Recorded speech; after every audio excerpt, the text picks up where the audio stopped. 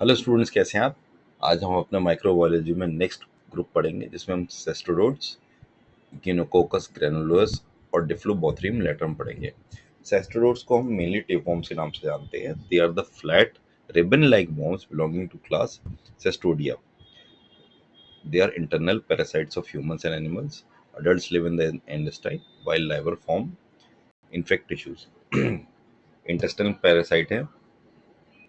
Adult होने के बाद वो इंटेस्टाइन में ही मिलेंगे। जनरल कैरेक्टरिस्टिक्स देख लेते हैं इसकी। शेप आपने देख लिया, flat ribbon like segmented body होती है। अच्छा, बॉडी पार्ट्स इसके तीन होते हैं। हेड जिसको हम स्कोलेक्स बोलते हैं, नेक और बॉडी जिसको स्ट्रोबिला बोलते हैं। और ये प्रोग्लोटाइड्स से बना होता है। डाइजेस्टिव सिस्टम इसमें एब्सेंट होता है क्योंकि न्यूट्रिएंट से बॉडी सरफेस से खींच लेते हैं। सेक्स में हर्माफ्रोडाइट होता है, मेल और फीमेल ऑर्गन सेम सेगमेंट में मिल जाते हैं। और रिप्रोडक्शन में क्या होता है, प्रोग्लोटिड्स डिटैच होके एग्स के फॉर्म में फीसिस में निकल जाते हैं। तो स्ट्रक्चर आपने देख लिया। अच्छा, एक बात आपको ध्यान रखनी है, एग्स कंटेन हेक्सासेंथ एम्ब्रियो जिसको हम ऑन्कोस्फीयर बोलते हैं, जिसमें 6 ओकलेट बोलते हैं। हेक्सा यानी कि 6, तो यहाँ पे क्लियर हो गया, 6 ओकलेट्स होते हैं। तो क्लासिफिकेशन ऑफ ह्यूमन टेपवर्म्स ये इंपॉर्टेंट है। कुछ जो स्पीशीज सबसे ज़्यादा डिजीज कॉज करती है हम उन्हीं को पढ़ रहे हैं, जैसे टेनिया सैगिनाटा। इसमें इंटरमीडिएट होस्ट कैटल है और ये जो डिजीज कॉज करती है बीफ टेपवर्म इन्फेक्शन कॉज होता है। फिर आगे हमारा टेनिया सोलियम, ये पिग में प्रेजेंट होता है और ये पोक टेपवर्म कॉज करता है। फिर एक्चिनोकोकस ग्रैनुलोस, ये डॉग्स में का इंटरमीडिएट होस्ट होता है और हाइडेटाइट डिजीज कॉज करता है। बेसिकली डॉग्स के इंटेस्टाइन में जाके चिपक जाता है। फिर डिप्लोबोथरियम लेटरम, ये फिश में प्रेजेंट होता है और ये फिश टेपवर्म कॉज करता है। ये मेगलोब्लास्टिक एनीमिया भी कॉज करता है, ये मैं आपको समझा दूंगा। फिर कुछ स्पीशीज रह गई, हाइमेनोलोपियस नैना, इसका कोई इंटरमीडिएट होस्ट जनरली नहीं होता है और ये ड्वार्फ टेपवर्म इन्फेक्शन देता है। फिर हाइमेनोलोपियस डिम्यूनिटिया, ये रैट या फ्ली में प्रेजेंट होता है और जूनोटिक इन्फेक्शन देता है। जूनोटिक यानी कि एनिमल्स से ह्यूमंस में आने वाला कह सकते हैं आप, या वर्टिब्रेट्स में आने वाला। मोड ऑफ ट्रांसमिशन इसका सेम रहेगा, इंजेक्शन ऑफ लार्वा एक्स from contaminated food, undercooked meat और water. Feco oral route through poor sanitation और ऑटो इन्फेक्शन भी इसमें पॉसिबल होता है। ये एक ही स्पीशीज करती है, एच नाना। फीको ओरल रूट मतलब यही होता है कि ये फीसिस में निकला, उससे सॉइल में गया, सॉइल में अब ये पड़ा हुआ है, तो अगर वाटर सोर्स वहां से जा रही है तो ये वाटर सोर्स में आ जाएगा और फिर जब ह्यूमंस उसको पियेंगे तो उनकी बॉडी में चला जाएगा। या फिर ऐसे जानवर को के मीट को आपने खा लिया जिसमें ये था और अंडर कुक्ड रहा, यानी इसका लार्वा खत्म नहीं हो पाया। और विदेशों में आप देखते हो ये बहुत बड़ी प्रॉब्लम होती है ये सब। इंडिया में तो क्योंकि मेजरली पॉपुलेशन वेजिटेरियन है तो ये सब डिजीज नहीं मिलती। ये सब डिजीज अगर आप डिस्कवरी चैनल देखेंगे तो उसमें बहुत कॉमनली आपको दिख जाएगी। अच्छा, डायग्नोसिस कैसे करेंगे? स्टूल का एग्जामिनेशन है और स्टूल में आपको ये देखना है एक्स या क्रेविड प्रोक्लोटिड्स तो नहीं है। सेरोलॉजी अगर करेंगे तो एलिसा फॉर टिश्यू इन्फेक्शन आपको करानेंगे, तो एलिसा में तो सब निकल आता है। Imaging X ray USG for cystic forms. Treatment इसका प्रेजिकुंटेल और निक्लोसामाइड होता है। अगर सिस्ट बन गई है तो सर्जिकल रिमूवल होगा उसका एकिनोकोकस के फॉर्म में। और प्रिवेंशन इसका यही है, proper cooking of meat, hygiene and sanitation. तो एग्जाम कुकीज आपको क्या याद करने हैं? सेस्ट्रोडोट्स आर फ्लैट सेगमेंटेड वॉर्म्स, कोई डाइजेस्टिव सिस्टम नहीं है। फूड अपनी इनकी जो सरफेस होती है जिसको हम टेगमेंट बोलते हैं उसी से ये लेते हैं। इन्फेक्टिव फॉर्म इनकी लार्वा इन मीट और सिस्ट होती है। Drug of choices प्रेजिकोंटेल।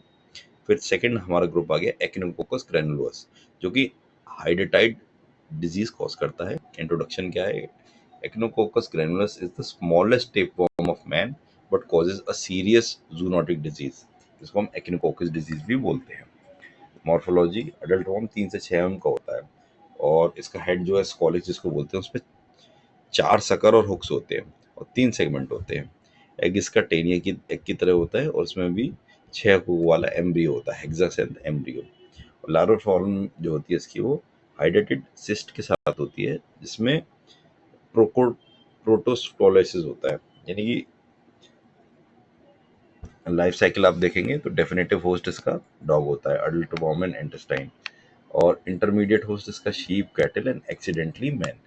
यानी कि मान लीजिए डॉग के अंदर ही प्रेजेंट है और डॉग की फीसिस में इसका एग निकल आया, वो सॉइल में गया, सॉइल से कंटेमिनेशन हुआ फूड और वाटर में, फूड और वाटर में से वो फिर घूम के चला गया ह्यूमंस में। तो इसमें क्या होगा, लार्वा माइग्रेट करेगा, पोर्टल सर्कुलेशन सब जगह घूमेगा, और जहाँ पे भी रुक जाएगा वहाँ पे वो सिस्ट फॉर्म कर देगा, जैसे लिवर हो गई, लंग्स हो गई, ब्रेन हो गई। तो पैथोजेनेसिस और क्लिनिकल फीचर्स क्या है, लिवर सिस्ट तो 70% मिलेंगी, लंग्स 20% और बहुत ही कम अदर।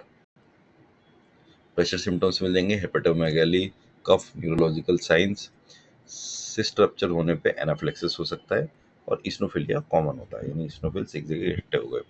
डायग्नोसिस इसकी यूएसजी सीटी स्कैन से इजीली निकल आती है। सिस्टिक लीजन्स हमें देखने होते हैं, इस सिस्ट की वजह से जो भी घाव है उससे आइडेंटिफाई कर लेंगे, फिर हम एलिसा करा लेंगे। और पहले इस पे एक टेस्ट होता था कैसोनी टेस्ट, वो ऑब्सोल्यूट हो गया है। माइक्रोस्कोपी में hydrated sand and aspirated cyst fluid, यानी सिस्ट में से जो हम फ्लूइड निकालेंगे तो एक सैंड के जैसा वो निकलता है, इसको बहुत धीरे से बहुत ध्यान से हैंडल करना पड़ता है, नहीं तो वो निकल नहीं पाता। Treatment and prevention, albendazole, mebendazole. Pair technique भी आप लगा सकते हैं, पंचर करिए, एस्पिरेट करिए, इंजेक्शन करिए, री एस्पिरेशन कर दीजिए। प्रिवेंटिव स्टेप्स यही है कि रॉड तो क्या कहते हैं, डॉग्स को रॉ मीट या ऐसा कोई सब्सटेंस नहीं देना है, और स्ट्रे डॉग्स की पॉपुलेशन कंट्रोल रखनी है जिससे कंटेमिनेशन कम हो। और लास्ट हमारा था डिफ्लोबोथरियम लैटम, जिसको हम फिश टेपवर्म कहते हैं। ये लार्जेस्ट टेपवर्म होता है ह्यूमंस का, और इसकी खासियत क्या होती है, मेगलोब्लास्टिक एनीमिया कॉज करता है ड्यू टू B12 डिफिशियंसी। अगर आपने फर्स्ट ईयर में पढ़ा हो तो B12 की डेफिशिएंसी, B12 बहुत ज़रूरी होता है एनीमिया, आयरन प्रोडक्शन के लिए बॉडी में। तो सबसे पहले इसकी मॉर्फोलॉजी देखते हैं। डिस्क्रिप्शन क्या है, अडल्ट वर्म 10 मीटर तक के हो सकते हैं, और जो उसका हेड है स्कॉलेक्स, उसमें 2 सकिंग ग्रव्स होते हैं जिसको बोथरिया बोलते हैं। एग्स ओपरक्यूलेटेड मिलेंगे, ओवल मिलेंगे, और एंड में एक स्मॉल नॉब होगी।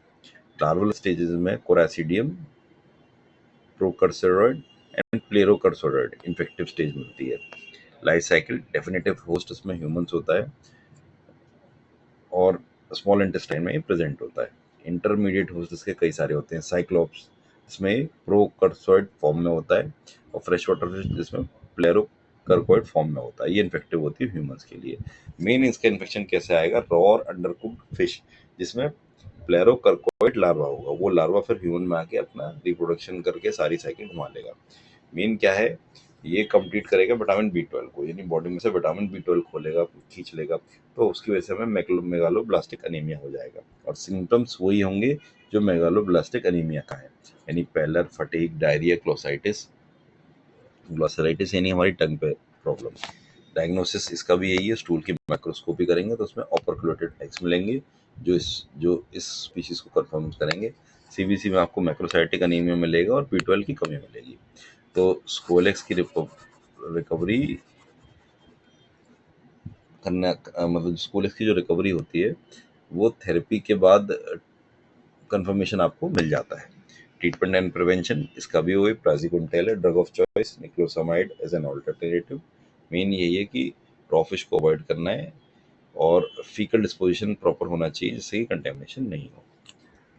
अगर हम एक बार स्पीशीज को रिवाइज करना चाहें, इक्नोकोकस ग्रैनुलस को और डिफ्लोबोथरियम रेटम को, तो इसका नाम है कॉमन कॉमन नेम है डॉग टेपवर्म, और इसका फिश टेपवर्म। इक्नोकोकस ग्रैनुलस सबसे छोटा होता है, 3 से 6 mm, बहुत छोटा। और लैटम हमारा 10 mm तक होता है, लार्जेस्ट होता है। ग्रैनुलस का इंटरमीडिएट होस्ट शीप या मैन हो सकता है। डिप्लोबोथरियम का क्रस्टेशियन प्लस फिश होता है। इसकी इन्फेक्टिव फॉर्म एग होती है, एक्नोकोकस की E for echinococcus, E for egg इसमें आप ध्यान सकते हैं, जो कि हाइड्रेटाइड सिस्ट कॉज करता है। और डिफ्लोबोथरियम लेटम की प्लेरोकर्कोइड लार्वा होता है जो कि फिश में प्रेजेंट होता है। अच्छा, साइट दोनों की डिफरेंट है, ये आप याद कर लीजिए। एक्नोकोकस लिवर में मिलेगा, लंग्स में मिलेगा, ब्रेन में। कहीं भी जाके ये क्या है, एक्नोकोकस तो छोटा है, तो ये तो पोर्टल वेन में घूम रहा है मजे से ब्लड में, और जहाँ रुक जाएगा वहीं पे प्रॉब्लम कॉज करेगा। प्रॉब्लम कैसे कॉज करेगा, वहाँ सिस्ट ला देगा। डिप्लोबोथरियम लैटम मेनली आपको स्मॉल इंटेस्टाइन में ही मिलेगा। मैग्लोब्लास्टिक एनीमिया कॉज करेगा क्योंकि B12 को ये पी जाएगा। डायग्नोसिस, इमेजिंग, सेरोलॉजी दोनों में ही होती है।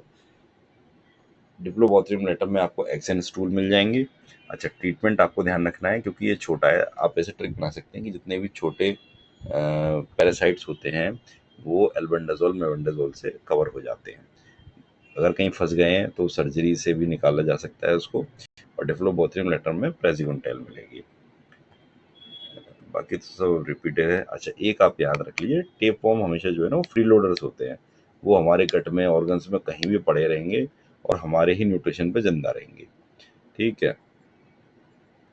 एक्नोकोकस छोटा होता है लेकिन ऑर्गन्स के अंदर अगर वो सिस्ट बना ले तो बहुत खतरनाक होता है।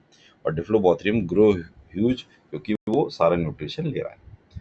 तो मेन आप इसी तरीके से याद कर लें, और अब हम फटाफट से माइक्रोबायोलॉजी का अपना सिलेबस खत्म करते जाएंगे जल्दी से जल्दी। If you are liking the videos, please like and subscribe.